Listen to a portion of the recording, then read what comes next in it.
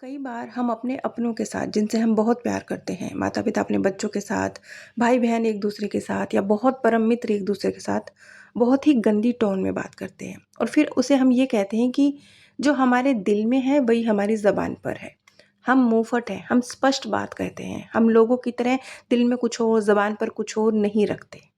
खास तौर पे माता-पिता ये कहते हैं कि हम अपने बच्चे को सुधारना चाहते हैं कि उसके अंदर कोई अच्छी आदत डेवलप हो जाए, इसलिए हम उसे इस तरीके से बोलते हैं।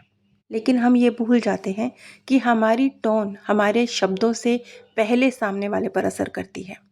कई बार आप देखेंगे कि छोटे बच्चों को आप गाली दे रहे हों, गुस्से में कुछ गंदी बात भी बोल रहे हों, लेकिन आप क्योंकि मुस्कुरा के प्रेम से बोल रहे होते हैं, इसलिए वो हँस रहा होता है। और इसके उलट अगर आप बहुत प्यारी बात बोल रहे हों, लेकिन आपकी टोन अगर गंदी है, आप छोटे बच्चे से बिल्कुल मासूम से बोल के देखिए, वो रो पड़ता है, क्योंकि वो सिर्फ़ आपकी टोन को समझता है, वो आपके शब्दों को नहीं समझता।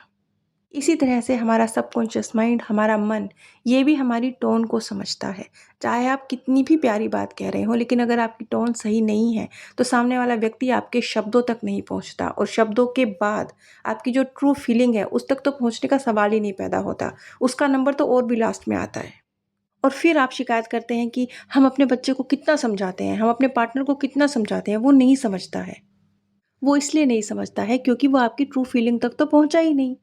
वहाँ तक पहुँचने के लिए बीच में आपकी गंदी टोन और उसके बाद आपके शब्द और तीसरा पड़ाव था आपकी शुद्ध भावनाएँ। वहाँ तक तो वो पहुँचा ही नहीं, उसे वहाँ तक पहुँचने तो दीजिए, अपनी टोन को सुधारिए, चाहे शब्द आपके जैसे भी हों। शब्द वही रहें चाहे, लेकिन तब वो आपकी ट्रू फीलिंग तक पहुँच पाएँगे और उनमें सही मायनों में वो रियलाइज़ कर पाएँगे आप क्या कह रहे हैं और परिवर्तन हो पाएगा।